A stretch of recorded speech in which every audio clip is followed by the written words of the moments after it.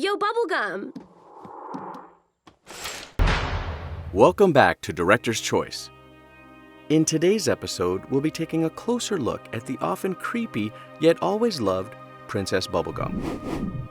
It's rare to see a person in power who doesn't have some skeletons in their closet. But sometimes it seems like Princess Bubblegum has more skeletons in her closet than there were in Finn's birthday episode.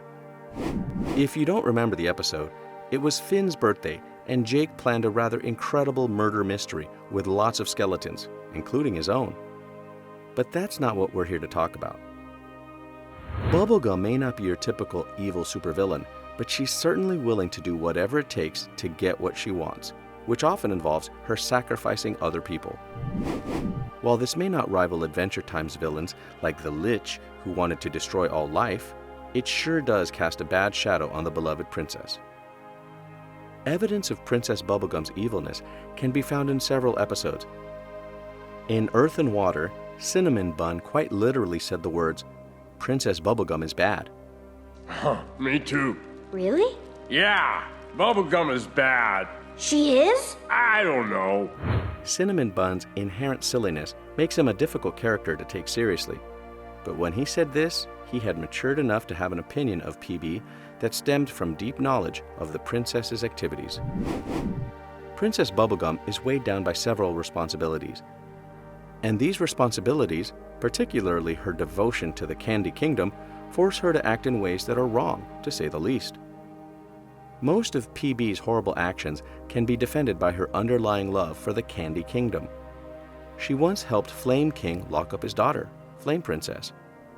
But she only did that to protect her kingdom, and really all of Ooo, from Flame Princess's uncontrollable power.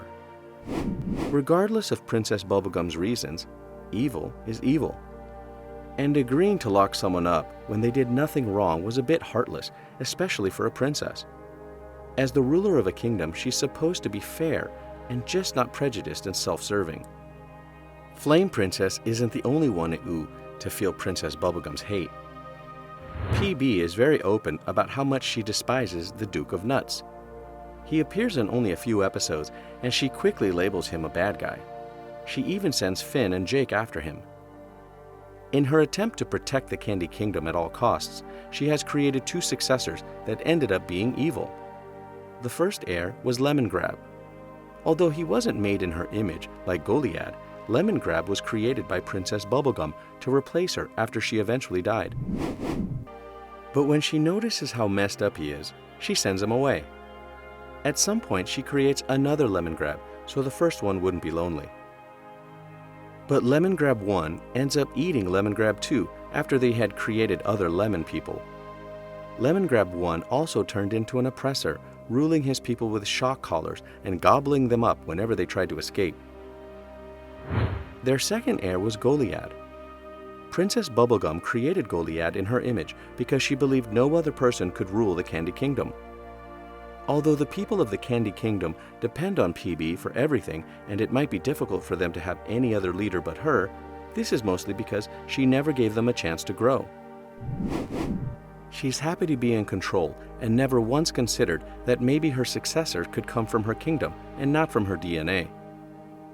Unfortunately, things with Goliad didn't go as planned because Princess Bubblegum left Finn and Jake to teach her how to rule, and let's face it, what do these two know about ruling a kingdom? In the end, Goliad is stuck in a psychic battle with Stormo, a candy sphinx made from Finn's DNA. Peppermint Butler is the suspicious character in all of Ooo, so it's no surprise that he's Princess Bubblegum's loyal right hand. He has committed several atrocities, like transforming Peacemaster's children into monsters and forcing him to eat dirt off the ground before finally learning that he had gone overboard. He also has a very close relationship with Death himself, and on one occasion, he killed a goblin. Although, according to him, he found the goblin like that. It's certainly possible that Princess Bubblegum isn't aware of Peppermint Butler's strange antics, but for someone as smart as she is, this theory just doesn't add up. There's no way Princess Bubblegum isn't privy to some of the evil Peppermint Butler gets up to. She is arguably the smartest person in the Adventure Time universe, so it's not impossible to imagine that she can easily deceive Finn and Jake.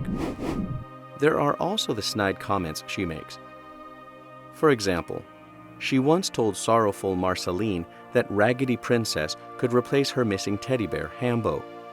Yeah. Raggedy Princess can make you a new Hambo in like 3 seconds. Or Raggedy Princess can be your new Hambo. She added that Raggedy Princess had no self-respect, and then acknowledged what she said was mean.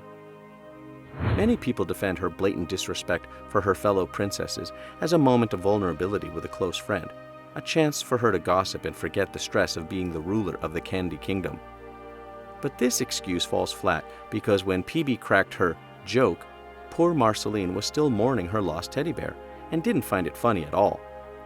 Her mean statement was simply that, a mean statement. Admittedly, PB has suffered her fair share of pain in life, and some of it would be reason enough to be as cruel as she is. She almost died twice at the hands of the Lich, and she's been kidnapped by the Ice King more than a few times. We have also witnessed Princess Bubblegum perform what can only be described as incredibly dangerous experiments.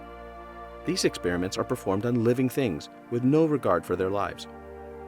In 5 Short Graybles, she made a sandwich by mixing an octopus with a balloon and turning it into a tomato, and then got Peppermint Butler to karate chop it. She also placed a cow in a centrifuge-like machine to get a block of cheese, only to use a single slice of the entire block. She hurt living creatures just to make the perfect sandwich. In another episode, we see Princess Bubblegum passing time by calming, cutting off, and resticking the legs of a group of small candy people. While these candy people showed no reaction to losing their legs because they probably have no actual brains, it doesn't take away from the fact that cutting off someone's leg is downright creepy, no matter how unaware they are. Princess Bubblegum is not inherently evil. She resides in the gray area between black and white. She sits in the middle of the moral compass, ever ready to tilt to the dark side if need be. The end justifies the means is her mantra, and she uses this to justify every one of her sinister actions. She may not derive joy from causing harm, but she is not bothered as long as the harm she causes gets her what she wants. And that wraps up today's video. Thank you for watching. We hope we helped you see Princess Bubblegum in a new light, and we'd love to hear what you think about her in the comment section. Please take a look at this other recent clip by Director's Choice, and don't forget to subscribe to our channel and click on the bell icon so you never miss an episode.